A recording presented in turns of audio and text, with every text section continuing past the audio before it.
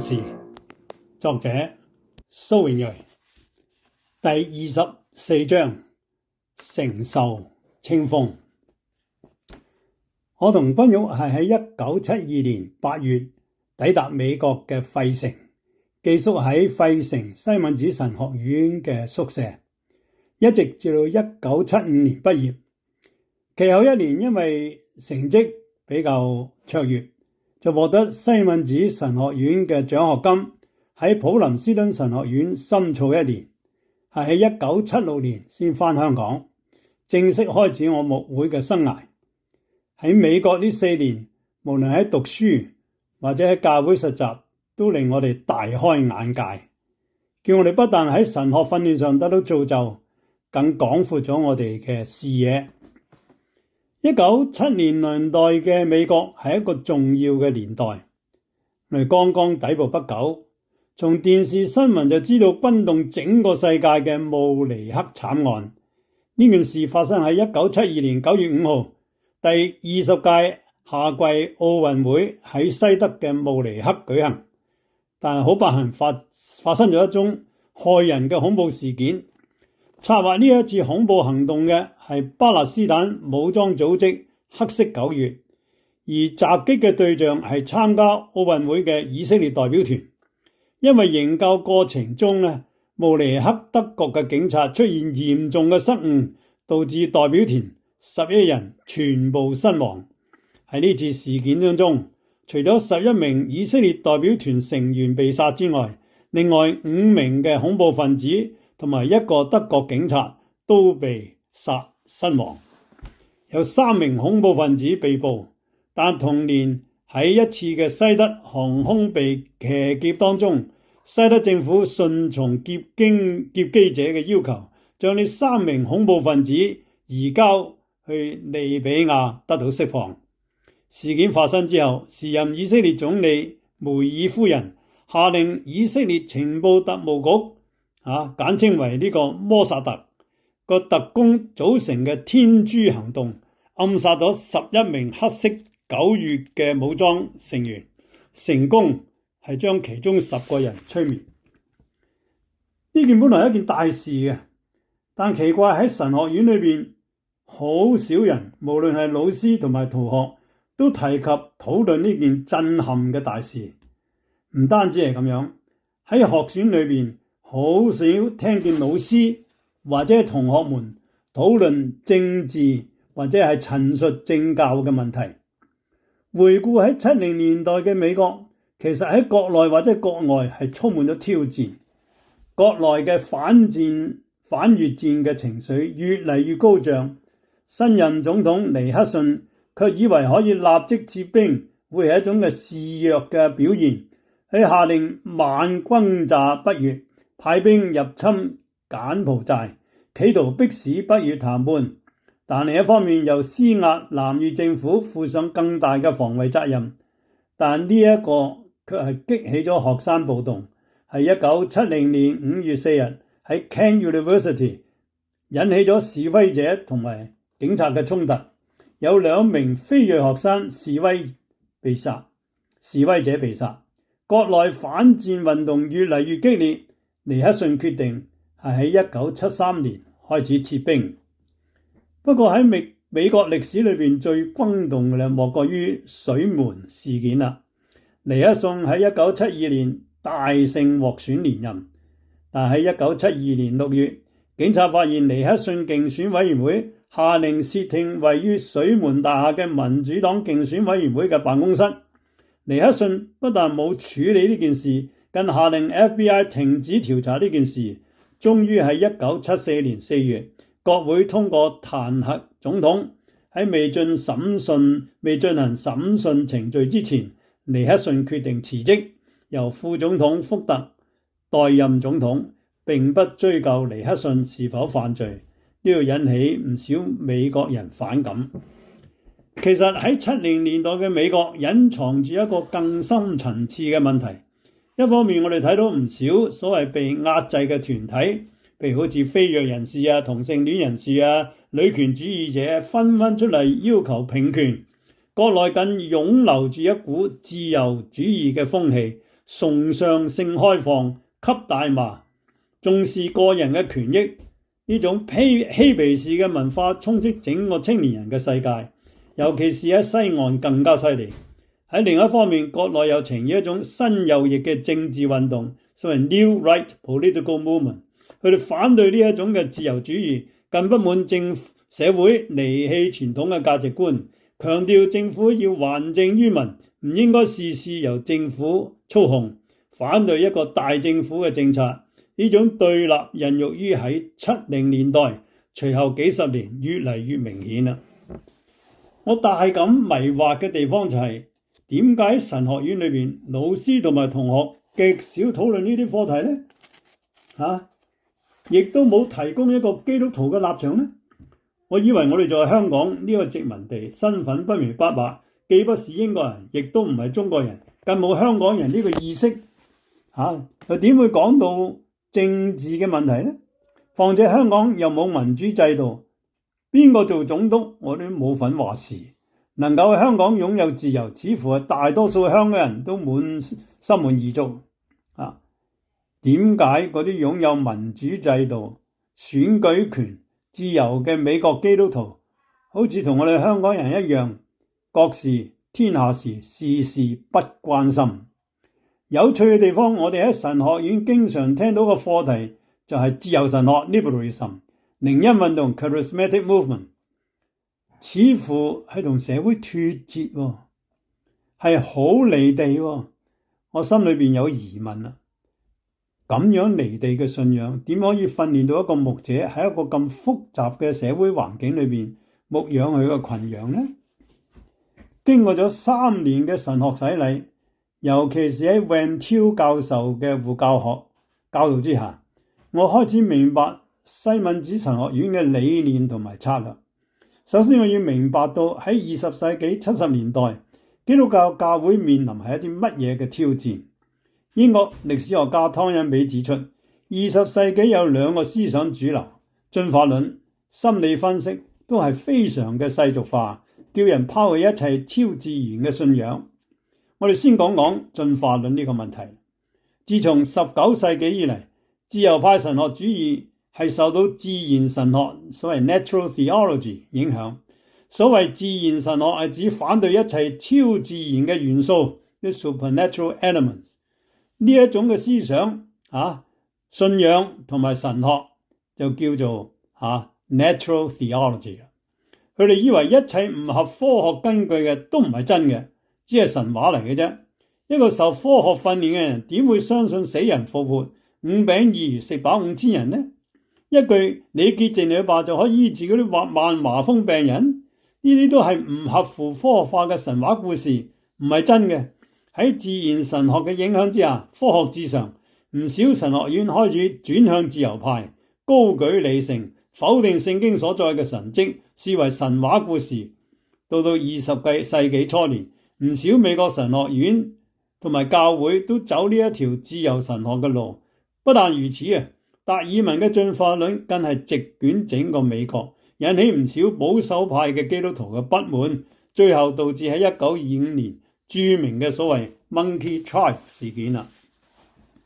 呢個訴訟對整個美國，尤其是美國教會有住深遠嘅影響。事源於喺1925年3月25號，田納西州議員呢個 John Washington Butler 係一位農夫，亦都係呢個所謂 World Christian Fundamental Association 嘅主席。呢個組織係美國長老會信徒設立嘅，目的係為咗維護聖經嘅權威，強調聖經嘅創造論先至係真理，反對一切有關否定聖經權威嘅教導。佢就利用立法嘅程序，成功地立下所謂嘅 Butler Act， 禁止所有政府中學老師係教授進化論。佢後來坦然承認對進化論所知無幾，只係知道唔少學生喺學校裏面聽到生物學老師教導進化論之後，翻屋企話俾父母聽，聖經係錯嘅。美國嘅 ACLU American Civil Liberties Union 對呢件法案極表不滿，於是同一個田納西州嘅代課老師叫 John Scoops 合謀，故意喺學校教導進化論，因而被控。喺 Dayton 呢個小鎮受審，雙方都聘請全國著名嘅律師替佢哋答辯。控方有 William Jennings Bryan， 佢係長老會嘅信徒，佢曾3次競選做民主黨總統嘅候選人，係當時著名嘅律師同埋政治家。而代表 Scoops 嘅係 Clarence Seward Darrell， 佢係當時著名嘅律師，亦都係 ACLU 嘅主要成員。經過咗12日嘅審訊，陪審團只係用咗9分鐘嘅時間就決定 Scoops 罪名成立，被判罰款100元，嗰時候100蚊美金，即係等而家大概1500蚊美金。而 Bryan 喺呢一次審訊結束後唔夠1個星期就中風身亡。究竟呢個審訊同佢死亡有冇關係呢？就不得而知啦。表面睇嚟，教會好似對呢一場嘅訴訟係勝咗一仗，但歷史話俾你聽，美國保守派嘅教會佢係因為呢一場官司而慘敗啊！可以見得呢，我哋睇一睇以後嘅歷史發展呢，就一目了然啦。喺呢一次審訊嘅氣氛裏邊呢，其實係有點滑稽嘅。每日喺法庭裏邊座無虛席，超過600人去聽審。主審法官 John Renton 企圖喺室外進行聆訊，以便有更多人可以聽審。周圍都係貼滿咗海報、橫額，寫住神是愛，每天讀聖經，你往哪裏尋找永生？你需要神。睇嚟好似教堂以外嘅佈道會嘅宣傳一樣啦。每日都有唔少國內國外嘅記者到場報道呢個審訊嘅情況，沿住倫敦同埋香港都有記者報道。而最後嘅結果亦都係出人意外，陪審員只係用咗9分鐘嘅時間就判呢個 Scoops 係罪名成立。法官判 Scoops 罰款100蚊美金。然而田納西州最高法院推翻呢個判決，以為超過50元嘅罰款只要陪審員通過先至能夠決定。最後高院並且有咁樣嘅評語，呢一場嘅審訊係真係古靈精怪，唔適宜再花時間去延續。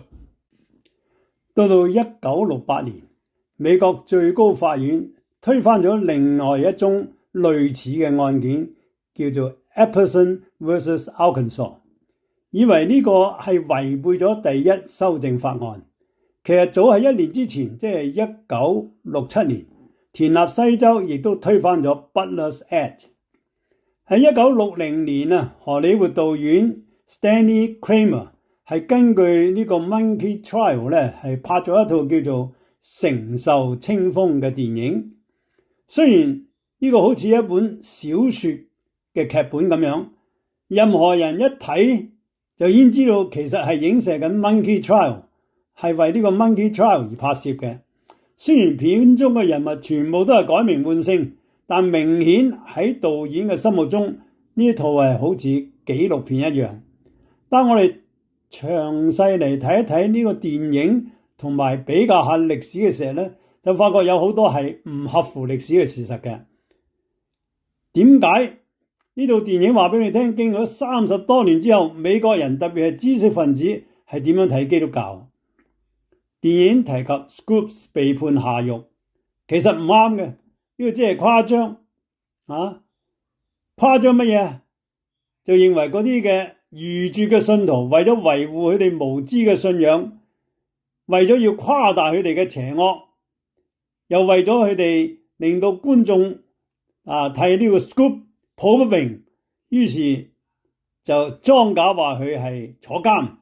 其實喺歷史裏邊佢係冇坐監，只係被罰款嘅。電影裏面說 Scoop 係大學畢業，專攻 science， 其實呢個又唔啱嘅。佢根本就唔係讀 science， 佢讀法律，唔係 science， 更加唔係 biology 嘅老師，而只係代課老師。電影裏邊將主控官 Brian 描繪為一個愚拙、虛偽、唔誠懇、冇耐性。嗱，我哋睇一睇電影裏邊一啲嘅對白。Daryl 就話：我相信你冇睇過《The Origin of Species》呢一本書啊。Brian 話：我對呢一啲唔信者嘅理論毫不感興趣。咁啊 Daryl 繼續問啦：咁你有冇諗過啊？你有冇睇過呢本書啊？ Brian 話：冇，我以後亦都唔會睇。事實上咧 ，Brian 係熟讀達爾文嘅《The Origin of Species》，而且對進化論一啲都唔陌生。相反嚟講啊，Daryl 就從冇睇過呢一本書，對進化論亦都係一無所知。所以呢套電影係從個歷史啱啱調翻轉頭嚟講嘅。所以我哋可以話睇到呢個電影嘅導演啊，係有意藉着呢個故事嚟嘲諷基督徒，特別係保守嘅基督徒，以為佢哋係無知、愚拙、迷信。電影嘅名字叫做《承受清風》，係引住呢一個嘅箴言書第11章29節，佢話：擾害己家的必承受清風，愚昧人必作慧心人的僕人。意思就話咧，擾害自己屋企人嘅唔可能有機會承繼任何嘅遺產，佢能夠承受嘅只係清風，得笪風嘅啫。呢啲咁愚拙嘅人只會做奴隸，只有做僕人。Kramer 有意指出嗰啲保守派嘅基督徒企圖立法阻止喺中學教授呢一個進化論，係一種嘅擾害己家嘅行為，係一種嘅愚拙人嘅行徑，只能夠承受清風，為奴為僕。事實上，基要派即係 fundamentalists 亦都成為咗帶住一種負面含義嘅一個詞彙。喺美國咧，呢一個字唔係一個受歡迎嘅字嚟。我相信有兩個原因，以致保守嘅基督徒信仰成為70年代美國人嘅笑柄。首先喺1920年代嘅信徒，特別嗰啲所謂 fundamentalist 嘅保守嘅信徒，企圖以政治同埋立法嘅程序將佢哋嘅信仰強加於整個社會。田納西州嘅 Butler Act 就係其中一個例子啊。Blue Laws 又係另外一個例子啊。咩叫 Blue Laws？ 就係知道政府立法禁止星期日出售一啲嘅嘢，因為星期日安息日，理當停止一切商業行動。不過最引人注目嘅咧，就係1920年同埋1933年美國推行嘅全國性嘅禁酒令，禁止釀酒、運輸同埋銷售全酒精嘅飲料。呢個法案都係由保守嘅基督徒發起嘅，結果點樣呢？政府不單損失咗稅收嘅收入，禁酒令絲毫冇使酒精嘅消耗量減少啊，反而咧係喺黑市裏邊越嚟越猖狂啦。更甚者咧嗰啲唔係幾好嘅，即係冇咗監喺黑市裏邊買嗰啲酒啊，嗰啲係好強烈嘅酒咧，往往令至人嘅身體受損，甚至失明或者係死亡。無辜嘅百姓就淪為罪犯，執法官員呢又收賄賂費，黑手黨就藉着運私酒而致富，引起無數嘅社會問題。唔少嘅社會人士歸咎於嗰啲嘅所謂保守嘅信徒就於是咧就對基督教嘅信仰產生反感啊！終於喺1933年12月5日結束咗呢個禁酒令。禁酒時期一共持續咗13年10個月又19日，但對基督徒嘅教會嚟講，個壞嘅影響一直延遲到60年至到70年代啦。其次，20世紀初年嘅基要派信徒往往俾人一個印象就係反科學、反理性嘅信仰。Richard Hofstadter 喺佢個本叫做《Anti-Intellectualism in American Life》係1963年出版嘅，喺第5章咧就特別討論到呢個反進化論同埋反理性主義嘅關係。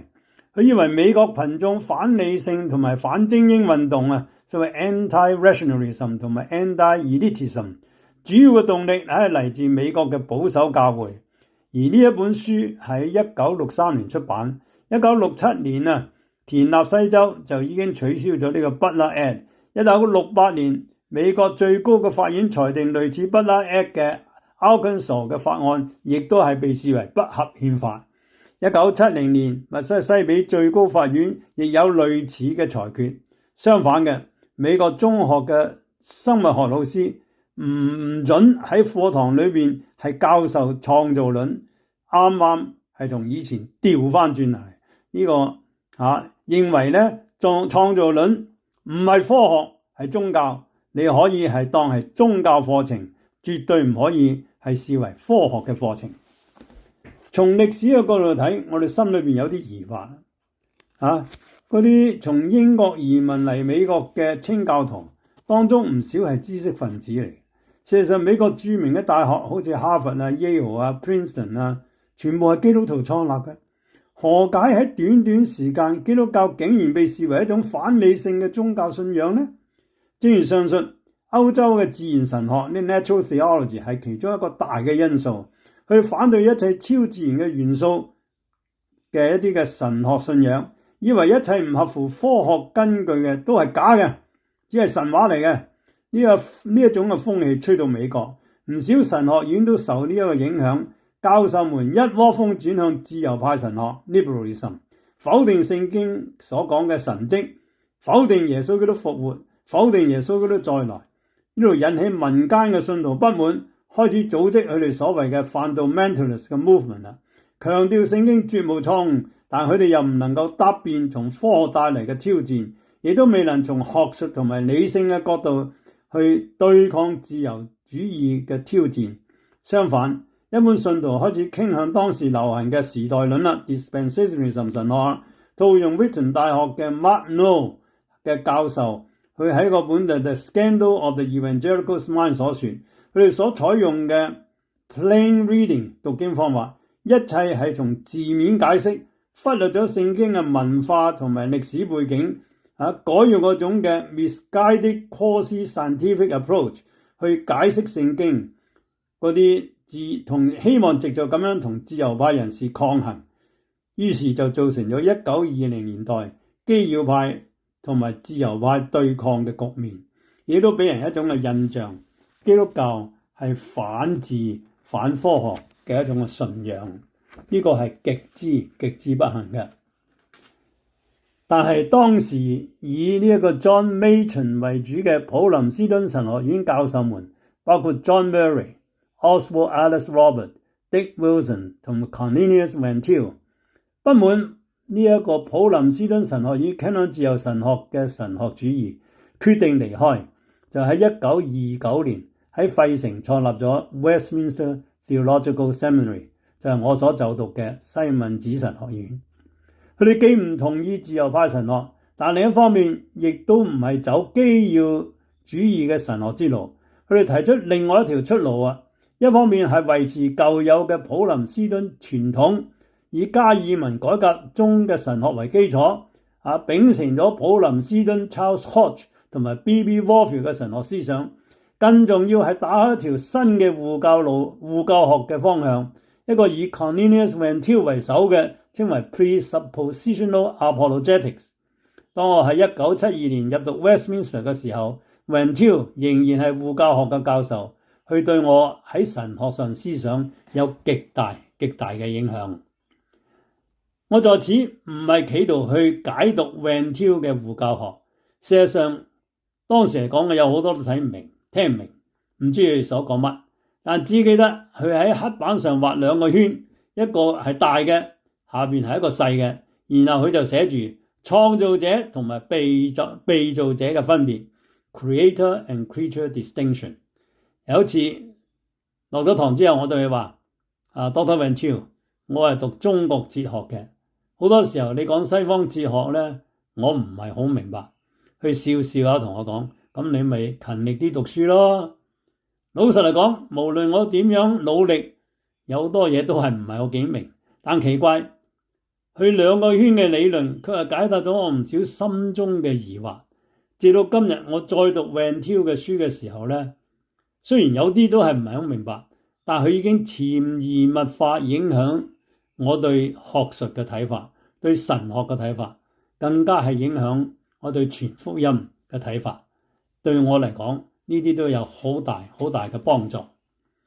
我發覺每一個人思想都係受佢嘅前設影響嘅 presupposition。你戴住黑眼鏡睇嘢，一切都係黑色；你戴住紅色眼鏡睇嘢，一切都係紅色。如果你戴着有神嘅眼鏡睇嘢，神蹟嘅出現一啲都唔出奇。但如果你戴住冇神嘅眼鏡睇嘢，一切神蹟都冇可能。所以係假嘅。神蹟可真可假，係在乎你嘅前設係乜嘢。亦即係話咧，你站喺咩角度嚟睇萬事萬物。Van Til嘅兩個圓圈，一個係代表神嘅世界，一個代表人嘅世界。如果站喺人嘅世界嚟睇神嘅世界，好多事情係不合理嘅，冇可能嘅。就好似 Philip Yancey 所講嘅例子啊，鯨魚係有語言嘅能力。假如有一日海洋生物學家能夠同個鯨魚溝通，就對個鯨魚話：嘿，我約定你喺三藩市39號碼頭見面，屆時我帶你去唐人埠飲茶。個鯨魚都唔知你噏乜啦，因為人嘅世界同鯨魚嘅世界截然不同啊嘛。如果鯨魚要明白人嘅世界，佢一定要相信有一個世界叫人嘅世界，而你係從人嘅世界嚟嘅，你所講有關人嘅東西都係真嘅。唯有咁樣個鯨魚先至能夠明白人嘅世界係點樣啊。同樣，如果我哋要明白神嘅世界，就要相信耶穌係從神呢個世界嚟嘅，佢道成肉身住在人嘅中間，滿有恩典。喺人嘅世界裏邊，知識嘅源頭係嚟自親眼見到嘅，眼見啊 ，seeing is believing 啊。但喺神嘅世界裏邊，知識嘅源頭佢係來自信心嘅。呢個正係同科學同神學之別啊。或者有人會問啦，究竟我點知道邊一個前設係啱啊？ Van Til 就以為作為一個護教者，我哋可以站喺對方嘅立場嚟睇睇佢前設啦，並且指出佢所持有嘅前設其實有好多都唔能夠確定嘅假定嘅。正因如此啊，唔少科學嘅理論都先後被人推翻啦，要不住嘅更新。我哋以為聖經所在嘅神蹟係神話，並唔係科學化。但係因為我哋嘅前設係冇神，所以我哋咪否定晒呢啲嘢咯。但係科學能唔能夠證明冇神嘅存在？冇啊，呢個係個前設嚟嘅。佢唔相信有神嘅存在，唔係因為有科學證明佢唔存在，而係佢個前設話冇神，所以帶嚟所有嘅嘢都係有咁樣嘅理論。此外，70年代嘅信徒亦都開始睇到20年代嘅信徒企圖用立法手段將基督教嘅價值觀強加喺呢個多元文化嘅社會，係一個不智之舉，亦都帶嚟唔少嘅禍害。因此70年代嘅保守派走向另一個極端，以政教分離，教會同社會嘅問題各事都不加注意，反而被自由派人士影響整個美國嘅政治文化學術界。到80至90年代，我哋睇到福音派嘅圈子裏面又有另外一個轉變啦。根據湯恩比嘅分析，20世紀面臨嘅挑戰不獨係喺科學嘅領域方面，更喺心理學、社會科學帶嚟嘅衝擊。如果我哋嘅達爾文嘅進化論對基督教信仰係一個好大嘅衝擊，但我哋可以話咧，Sigmund Freud 嘅心理分析係較之達爾文嘅影響更大。就好似 Benjamin Gilbert Sandler 所講嘅，佢話 Sigmund Freud 嘅心理分析提供咗另外一個對人嘅行為嘅釋義，取代咗傳統嘅基督教。究竟基督教如何面對日益普遍嘅心理治療咧 ？Psychotherapy 咧？呢個帶嚟一個乜嘢嘅挑戰咧？係抗拒啊，係和合啊？似乎係70年代基督教面臨嘅重要問題。Westminster 神學院有一個教授叫 J. Adams。佢係教呢一個教牧學嘅教授，佢除咗教導講道學之外，佢教導呢一個教牧輔導。佢所創立嘅 Lutheran Council 吸引唔少人去聽佢講課。我曾經將佢理論同一啲弟兄姊妹分享，其中一位精神科醫生，佢個反應相當強烈，以為 Adams 嘅理論係一無是處。嗰時候我對心理輔導同埋精神病一無所知，但總覺得我呢位弟兄所講嘅未嘗無理啊，亦都覺得 J. Adams 嘅理論似乎有啲不妥。Adams 對心理學同埋心理輔導係外行嘅，佢個 PhD 係 public speech， 佢憑乜嘢去判斷一啲佢認識不深嘅專業呢？呢個係我疑問。第二，佢嘅名言啊，精神病學係心理學嘅私生子啊 ，Psychiatry is the illegitimate child of psychology。我覺得未免太過武斷啊！單憑一句說話將整個科學專業如此嘅低貶，既無實據，亦都冇任何科學嘅根據，令人難以接受。佢將一切嘅情緒病，無論係抑鬱啊、焦慮啊、狂躁啊、幻覺歸罪，更加令人難以置信。不但如此，如果我係一個病人，揾佢輔導，劈頭第一句就話因為你犯罪有呢個病，我不但止不得到醫治，可能病況更加惡劣。佢強調呢個 Nouthetic Counseling 係按照聖經真理嘅輔導方法。佢話佢係受 Van Til 嘅 Presupposition Apologetic 影響。我個人以為佢係誤解咗，亦都係錯誤地應用咗 Van Til 嘅護教學。冇錯，唔少嘅輔導理論係基於啲世俗嘅前設，但唔等於佢哋所講係完全錯誤嘅。正如一個佛教徒，或者佢深受佛教思想影響，但唔等於佢對人生嘅洞悉係錯誤嘅。同樣心理分析Skinner 好 Carl Rogers 好，無論佢哋嘅理論幾世俗化，但唔等於佢全部係錯誤嘅。改革中所講嘅普遍恩典啊 ，Common Grace 係咪一個比較正確啲嘅睇法呢？我個人覺得 Adams 呢種嘅講法，正正係犯咗1920年代嗰啲 fundamentalist 所犯嘅錯誤，而且係非常可惜。可惜大多數心理輔導五花八門，各有各說，大多數屬於理論，唔係好多有實據嚟支持佢哋睇法。我以為幾十年嚟，醫學證明精神情緒疾病同埋生理因素有莫大嘅關係。呢個係一種疾病，就好似心臟病。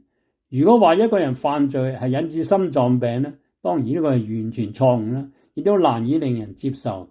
但可惜今天仍然有唔少嘅信徒對心理輔導同埋精神科嘅治療亦極帶住一啲極負面嘅睇法。更有啲靈恩派人士以為呢啲精神病係鬼附嘅現象，佢哋要牧者替佢哋趕鬼，多醫生係用藥物替佢治療，呢個係非常嘅不幸。總括嚟講，呢4年嘅神學訓練俾我同我太太得益不少，尤其是喺聖經嘅認識上，更令我大開眼界。我喺西敏寺神學院畢業之後，因為名列前茅獲得 Westminster Fellowship， 前往普林斯頓神學院攻讀新約。1年之後畢業，係回香港開始我教牧嘅生涯。君玉即係2年之後獲西敏寺神學院頒發嘅碩士，其後繼續係攻讀心理輔導。不過呢4年喺美國嘅生活，不單止喺知識領域上叫我哋大開眼界，呢4年生活接觸到美國唔同階層嘅人士，喺佢哋中間侍奉，更係極之可貴嘅經歷。有關呢一方面係要下回分解啦。